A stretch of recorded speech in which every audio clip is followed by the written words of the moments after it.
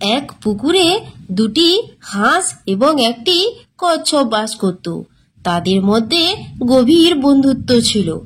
পুকুরের জল শুকিয়ে গেলে হাঁস দুটি কচ্ছপকে বলে, বন্ধু, এখানে আর আমাদের থাকা সম্ভব নয়, আমাদেরকে অন্য কোথাও যেতে হবে। কচ্ছপ বলল, তা কি করে হয়? তোমাদেরকে বিদায় দিয়ে আমি একা এখানে থাকবো কিভাবে? তাই আমিও ভাবছি পুকুরের জল একেবারে শুকিয়ে গেলে আমিও তোমাদের সঙ্গে চলে যাব। হাঁস দুটি বলল, কিন্তু আমাদের সাথে তুমি যাবে কি করে? কারণ আমরা উড়তে পারি, তুমি তো আকাশে উড়তে পারো না। কচ্ছপ বলল, এর উপায়ও আমাদেরই চিন্তা করতে হবে।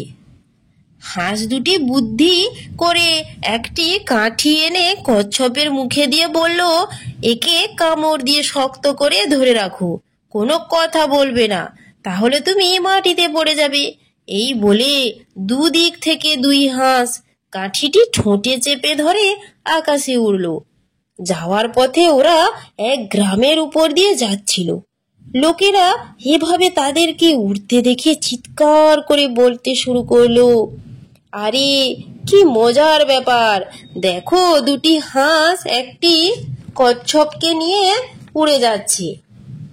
কচ্ছপ অনেকক্ষণ চুপ করেই ছিল, কিন্তু শেষ পর্যন্ত আর ধৈর্য ধরতে পারল না। সে বলতে চাইল যে তাতে তাদের কি, কিন্তু কথা শেষ হওয়ার আগেই মুখ থেকে কাঠি ছুটে গেল আর সে মাটিতে পড়ে মারা গেল। তো বুঝতে পেরেছো তো বন্ধুরা? তোমাদের যদি ভিডিওটি ভালো লাগে তোমরা অবশ্যই ভিডিওটি লাইক এবং সাবস্ক্রাইব করে রাখো এরকম আরো নতুন নতুন ভিডিও পেতে।